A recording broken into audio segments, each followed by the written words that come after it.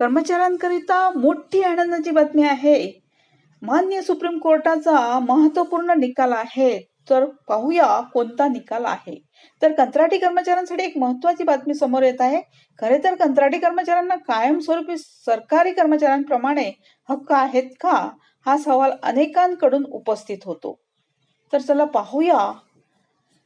याबाबत आंध्र प्रदेश उच्च न्यायालयाने 2018 मध्ये एक महत्वाचा निर्णय दिला होता. या निर्णयात माननीय उच्च न्यायालयाने कंत्राटी कर्मचाऱ्यांना सुद्धा कायमस्वरूपी सरकारी कर्मचाऱ्यांप्रमाणे हक्क देण्याचे आदेश दिले होते. आता याच उच्च न्यायालयाच्या निर्णयाला माननीय सर्वोच्च न्यायालयात आंध्र प्रदेशातील कुर्नूल जिल्ह्यातील नांदाल नगर परिषदेने आव्हान दिले होते. माननीय सर्वोच्च न्यायालयात याबाबत नगर परिषदेकडून याचिका दाखल करण्यात आली आणि या याचिकेवर आता माननीय सर्वोच्च न्यायालयाने सुनावणी घेत कंत्राटी कर्मचाऱ्यांना कायमस्वरूपी कर्मचाऱ्यांप्रमाणे लाभ मिळतात की नाही याबाबत महत्वाचे आदेश दिले आहेत.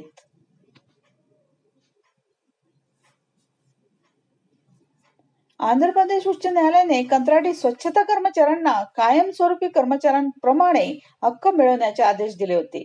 माननीय उच्च न्यायालयात दाखल झालेले हे प्रकरण 1994 मध्ये नांदाल महानगरपालिकेसाठी तृतीय पक्ष कंत्राटदाराने नेमलेल्या कंत्राटी कर्मचाऱ्यांच्या बाबत होते.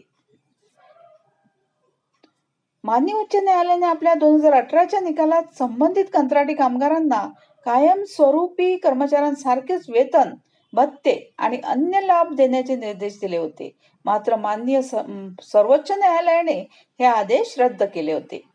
माननीय न्यायमूर्ती यांच्या खंडपीठाने हा महत्वाचा निकाल दिला आहे. हा निकाल देताना माननीय सर्वोच्च न्यायालयाने कंत्राटी नेमणुकीची प्रक्रिया ही संबंधित एजन्सी किंवा कंत्राटदाराच्या निर्णयावर अवलंबून असते, ज्यामुळे या दोन प्रकारच्या कर्मचाऱ्यांमध्ये मूलभूत फरक निर्माण होतो.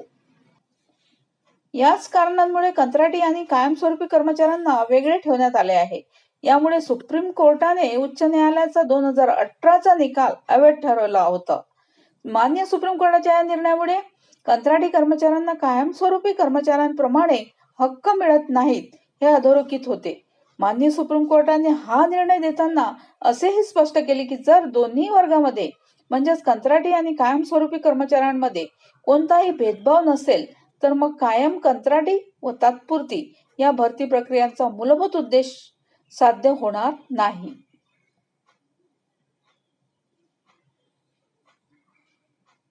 Thank you.